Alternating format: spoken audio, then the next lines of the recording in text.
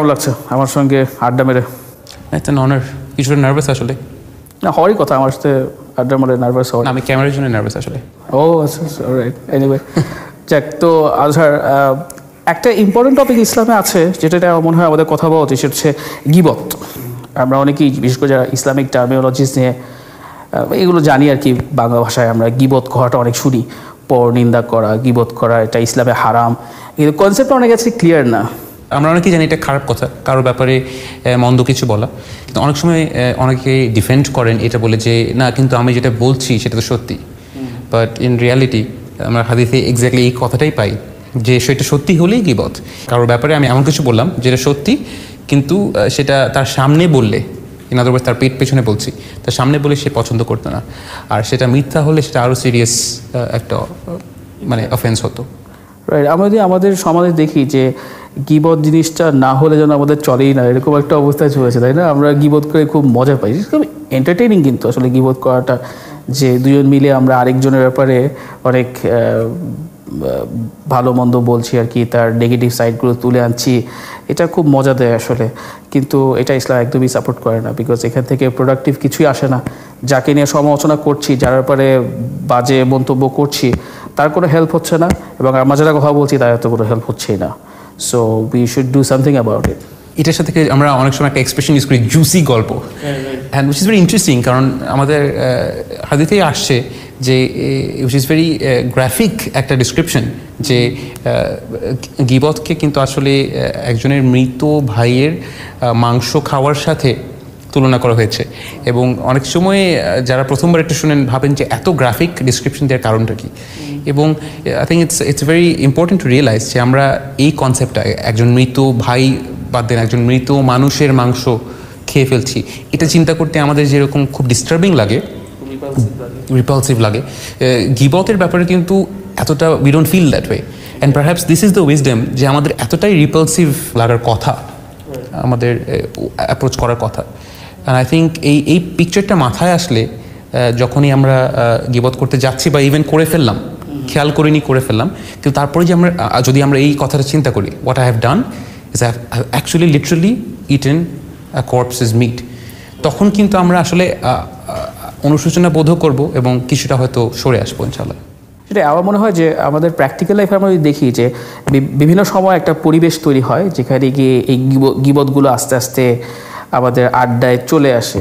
অনেক সময় এটা ফ্যামিলি টক্সে হয়, দেখা যাচ্ছে যে ফ্যামিলি মেম্বাররা বসে গল্প করছে, তো তাদের হয়তো ফ্যামিলিতে এমন মেম্বার আছে যাদেরকে তারা খুব একটা পছন্দ করে না, তাদের ব্যাপারে খুব সময় নিয়ে তারা গীবত করছেন।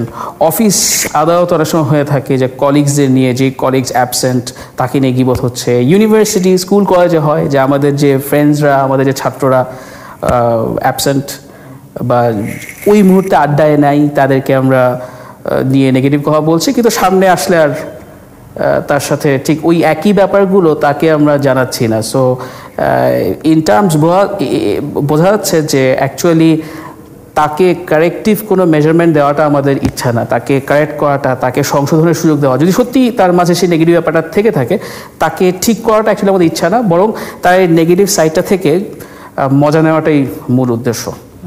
এক্স্যাক্টলি। এবং আমার একটা সুযোগ হয়েছিল রিসেন্টলি আমার কিছু কলিগদের জিজ্ঞেস করা, যারা আসলে ইয়াং, যারা রিসেন্টলি গ্র্যাজুয়েট করেছে, জাস্ট টু আন্ডারস্ট্যান্ড যে আসলে তোমাদের কী মনে হয় ব্যাক বাইটিংটা কোথায় বেশি হয়। অ্যান্ড এখন এটার আসলে খুব ম্যাটার অফ কনসার্ন, যেহেতু আমাদের কমিউনিকেশনের চ্যানেল অনেক বেড়ে গেছে, অনেক বেশি গীবত অ্যাকচুয়ালি হয় এখন হোয়াটসঅ্যাপে, যেটা আসলে একটা টুল যেখানে ফ্রি মেসেজ করা যায়, এবং অনেক ধরনের আড্ডা সেখানে হয়। এবং বলছেন যে তিনি আমাকে যেটা বললেন যে অনেকটা গল্পগুজবের একটা বড় কন্টেন্টই আসলে হচ্ছে কারো ব্যাপারে কিছু বলা। এবং সো এটার ব্যাপারে আসলে I think since this is spread so widely across our lives, এখানে আমার মনে হয় এটা আমাদের অ্যাক্টিভলি এটার ব্যাপারে অ্যাটলিস্ট চিন্তা করা উচিত বা অ্যাকনলেজ করা উচিত যে উই হ্যাভ আ মানে সিচুয়েশন হিয়ার, যেটা অ্যাড্রেস করা দরকার। এবং তাছাড়া ফোন তো আছে, আমাদের হয়তো একটু ওল্ডার জেনারেশনের কাছে গেলে তারা ফোনে অনেক সময় গীবত করে ফেলছেন, ফেস টু ফেস তো আছেই। বাট আসলে গীবত করতে তো খুব মজা লাগে, এটা তো ঠিক। আমিও অস্বীকার করবো না যে মাঝে মাঝে হয়তো কনভারসেশনে যতই সেফ থাকার চেষ্টা করি না কেন, ওই ধরনের কনভারসেশন শুরু হয়ে যায়, তখন পার্টিসিপেট না করে পারা যায় না। কী করতে পারি আমরা? আই থিঙ্ক এটা তো আসলে আমাদের সবারই আসলে ইস্যু, এটা বলতে লজ্জা লাগে বিকজ যেহেতু আমরাই এত ভুল করি, but I think the list we can do is যখন করে ফেলছি না বুঝে, তখন এই অনুশোচনা বোধটা নিয়ে আসা, অ্যান্ড যেটা হচ্ছে যে আস্তে আস্তে মনের মধ্যে জিনিসটার প্রতি একটা ডিসটেস্ট তৈরি করা, এবং যেটা আমাদের স্টেপটা এভাবেই তো আগায় যে মনের মধ্যে ডিসটেস্ট তৈরি হলে ইভেনচুয়ালি আমরা হয়তো সেই স্ট্রেংথটা পাবো যে সেই গ্যাদারিংয়ে না যাওয়ার, এবং এটা স্টেপ বাই স্টেপ প্রসেস হিসেবে দেখলেই হয় আই থিঙ্ক, বা দেখা উচিত, এছাড়া উপায় নেই যে প্রথমে আমি অ্যাটলিস্ট সেই গ্যাদারিংয়ে বসে আছি, বাট আমি অন্তত মনে মনে এটা পছন্দ করছি না, এবং ইভেনচুয়ালি আমি একটা পর্যায়ে গেলাম যেখানে আমি অ্যাকচুয়ালি মুখ ফুটে বলছি যে guys let's not do this, এটা ঠিক হচ্ছে না। এক্স্যাক্টলি, আর সেই মেন্টাল স্ট্রেংথটা আমাদের থাকতে ইটস এ গ্র্যাজুয়াল প্রসেস ইনশাল্লাহ। আর এছাড়া I think we have to make দোয়া, মানে এটা আই থিঙ্ক এমন একটা সিরিয়াস প্রবলেম যেটা খুব ইজি সলিউশনস আমার মনে হয় না হঠাৎ করে হয়ে যাওয়ার মতো কিছু কোনো সলিউশন আছে এটা। দাদা আমার মনে হয় অনেক সিরিয়াস কথা বললাম, remember that brother Oh, no. Actually Ramadan